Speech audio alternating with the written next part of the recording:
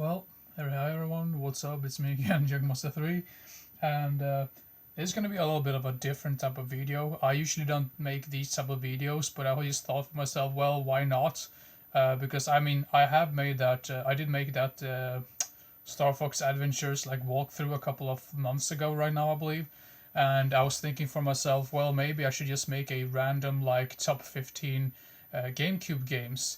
So in this list, these are like the top 15 GameCube games that I have in my collection, and not all of these are like GameCube exclusive. Some of these were released on other like formats for format other consoles. So basically, like on the original Xbox and the PlayStation 2. So yeah, and I've based this type of list based on how much I really like the game or how often I play the game. So sometimes when it comes to some of those multiplayer video games, I really enjoy those. But sometimes it's really hard to get a couple of people to just stick around and just play that game because you don't really see as much people anymore when you're an adult. So, but anyway, let's begin right away. First up at number 15, we have the game called Soul Calibur 2.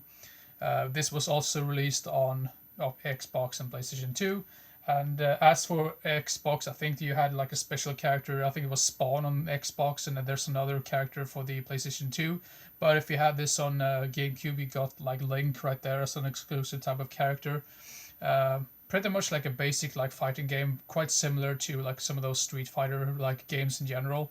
I would say at least that's what I've come to it, because I'm not really like a video game like nerd or anything like that, because I don't really have that much knowledge about it. I basically rank these video games based on how much I enjoy them and the replayability, if that's even a word. But anyway, yeah, Soul Calibur 2. I remember I played this for the first time at my friend's house in north of Sweden.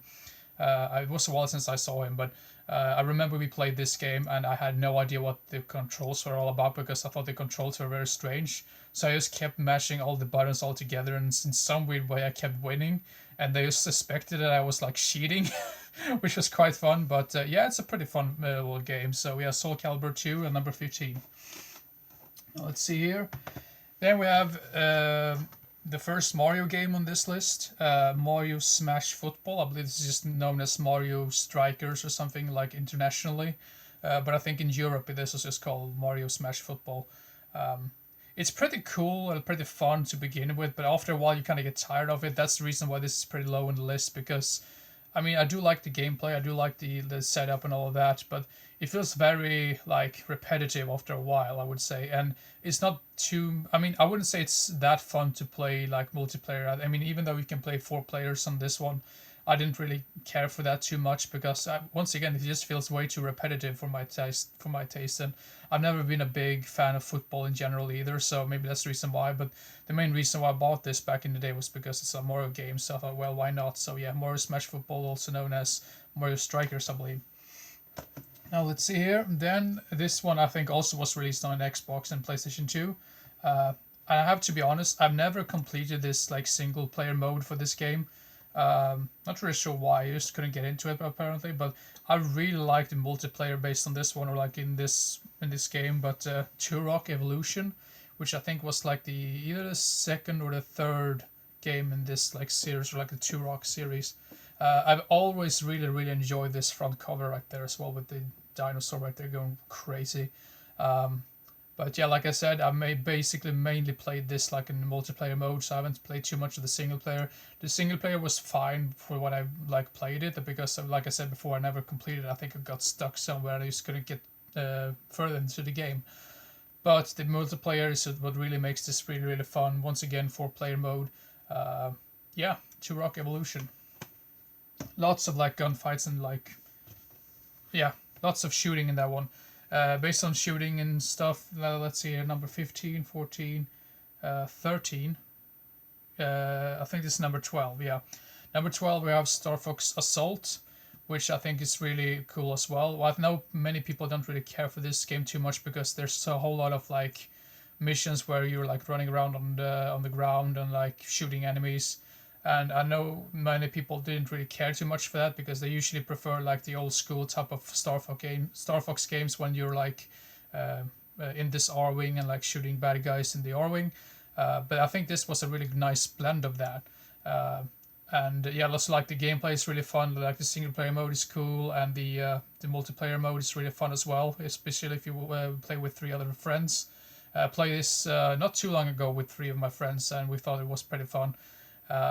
And what I would say the criticism for this game that I have is probably the very short single player mode.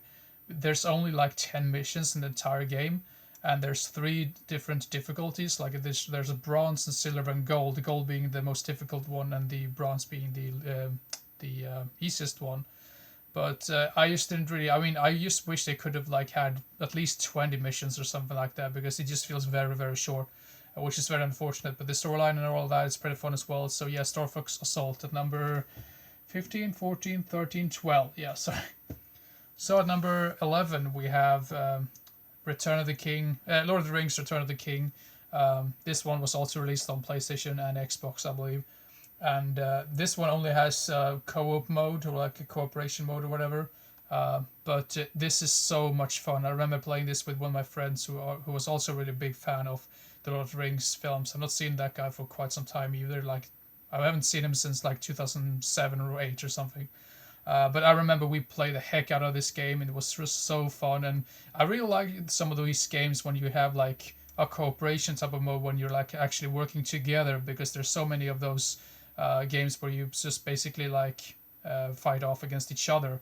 I mean, you can still do like co-op mode in like the other games as well, but there's just something special about this one. You could argue that this is a little bit too short as well, but this is basically based on the film itself, so you probably know what you're getting into. But yeah, really entertaining one. So yeah, Lord of the Rings: Return of the King at number 11, I believe. I'm so terrible at like ranking these right now. Let's see, 15, 14, 13, 12, 11. Okay, now we're in the top 10. So at number 10 we have one other one which was released in like PlayStation 2 and Xbox as well, I believe. I've never been that much into like, I know many people are like, oh, I need to get the new NHL, oh, I need to get the new FIFA or whatever. I've never really understood that at all. I mean, this is the one and only NHL play I've ever played. I've never really seen the reason why I should buy another one for like expensive money and then get tired of it after quite some time. For sure, the graphics are much better than the newer like games or whatever, but I just don't care. I think this is still a fun game. There's a lot of like different like modes you can do in this one, and yeah, I mean, it is what it is. Like I said before, I just feel like there's a big waste of money if you just buy like this game every single year these comes out. But yeah, what anyway, NHL 2004 at number 10. Then at number 9 we have, which is quite low on the list, but then again, I don't play this very much when I play it like single mode or like single player mode. This is definitely like a party game where you have to have at least 3 of your friends present so you can enjoy this game to the fullest. So, but it's Mario Kart Double Dash. This was probably one of the very first GameCube games I ever got. Not the first, but maybe like the first in the first like 5 or so. But yeah, I don't really know what else to say about this one. I just remember I saw this in the stores back in like 2000 and was this in 2002 or 3 or something? 2003, according to the back of this. And I just remember, oh, I need to get all of that. And I'm just so glad I have some of these games right now, because they go for stupid money nowadays, like on the second-hand market. So, but yeah, it's a really fun game for like if you ever like have like friends coming over, you can definitely pop this one in and just have a blast and just yeah, have a laugh. Then let's see here, that was number 10, 9, and then we're at number 8. We have another one which was released on different formats, Time Splitters Future Perfect. I have also played Time Splitters 2, which was also released on the GameCube, but I didn't really like that as much because I thought the controls were very strange and very like weird in a way. But I really like the controls in this one. There's so many funny like characters in this one, and once again, I've played both the single player mode, and you can also play co-op mode in the story mode, which is really cool. And you can also play all of these like different types of challenges and stuff, and you can play against your friends like Virus and Team Deathmatch, and Capture the Flag. I mean, there's so many modes stuffed into this game, which is really, really cool. And yeah, I don't really know what to say about it, but really fun game all through. I mean, really great single player, really great multiplayer, really cool co-op mode or whatever. So yeah, future Time Splitters, Future Perfect. let's see here. Then let's see here. Then 10, 9, 8. Then at number 7, which is you know what? I'm gonna switch these because otherwise it just feels weird. Let's see, number 10, 9, 8, 7. At number 7, we have yet another one which was released on different formats, but it's Teenage Mutant Ninja Turtles 2 Battle Nexus. I have the first one as well, but I didn't really like that game as much. This is just sort of like a fighting platform type of deal, and this one is really fun as well because you have like, this is pretty much like a cooperation type of mode, where you have to like fight against all of these ninjas and Shredder and all of these typical like characters that show up in the series as well. And I would say the controls can be a little bit weird when you begin playing this game, but once you get the hang of it, it's really fun. And once again, it's really fun to have like a game when you actually like cooperate with other people instead of just like facing off against each other. That's what I really like. And it's a really fun like tournament mode where you have like different types of rounds where it just gets more and more difficult the longer into this round you get it, like in the tournament mode. I thought that was really fun as well. So yeah, Teenage Mutant Ninja Turtles 2 Battle Nexus, really fun. Now let's see here. Then we have number 10, 9, 8, 7. Okay, at number 6, this might come as a shock to you, but at number 6 we have Super Smash Bros. Melee, which I would still say is the best Super Smash game yet. I know many people say like, oh, Ultimate is the best one. Sure, Ultimate has many more like characters to pick from, but I would say it's sort of like the main issue I have with like newer games is that they just filled with so much stuff in them that you just get kind of stressed out because there's so much things going on at the same time. This one I really enjoy because of also the moveset in this one is much more fast paced in a way, because I remember when I bought the sequel to this one, which was Brawl. I remember Brawl being like really slow and really like, oh come on, I want to like fight faster, come on, faster moveset. So that's what I really like about this one. And I think the reason why it's only like number 6 on the list is because I played it so much to the point that I'm kind of like, oh whatever. But I mean, I still really enjoy the game, but this is not a film. This is not a game that I would just shove in there and just to have a good time and just having a single player mode, because I think the single player is kind of like not as fun anymore, and I played it so much, and it's much more fun if you just have a couple of friends over and just having a good little like a good time basically. So yeah, anyway, Super Smash Bros. Melee at number 6. Let's see here at number 5 we have the game that I made that playthrough of, Star Fox Adventures. I know many people really bash on this one as well because, oh, it's not a typical Star Fox game. Because obviously this was like something else that I've already told you before. This was not even meant to be a Star Fox game to begin with. This was made as another type of game, and then they kind of like shoved Star Fox in there just for the sake of it. So it's more of a Zelda game than a typical Star Fox game. So yeah, so if you like Zelda games and you like Star Fox, this is the perfect game for you. Now I wouldn't say like Star Fox Adventures is like the greatest game of all time or anything like that, because I mean I kind of based this list based on like what type of like games that I kind of like replay every now and then, like I want to play again, because this is like a single player game in general. So, and I don't really have too many friends coming over as much anymore as I used to. Like I said before, but this is a really fun one-player game in general, though. So yeah, great music as well. So yeah, Star Fox Adventures at number 5. And at number 4, this is so criminally unrated. FZero GX, probably the most difficult game that I've ever completed. I'm so glad that I completed it, but damn, it's really tough. And but that's also the reason why I like it so much, because once you've got the hang of it and once you've gotten really good at it, it's really fun. And I would say this is one of the best racing games of all time out there. And I'm sure you get like the main guy, Captain Falcon, there on the front cover. And this also has like a storyline in it, which is I mean, the storyline is really known for being really difficult. And I'm just so glad that I finally like was able to beat all of those chapters on very hard as well.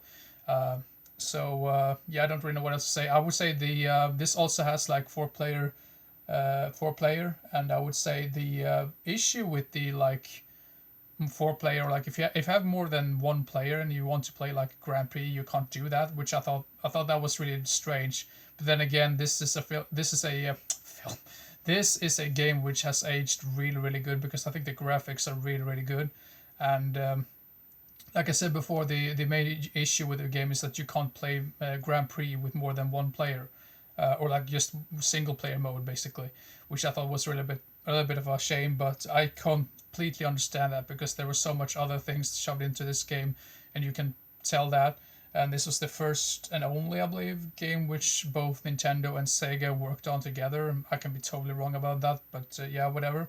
But yeah, one of the best racing games of all time, FZero GX. So yeah, there you go. And number 4. And number 3. This was the very first. I think actually this was the very first GameCube game I ever played, and this is actually the very first video game I ever played, and it is Super Mario Sunshine at number 3.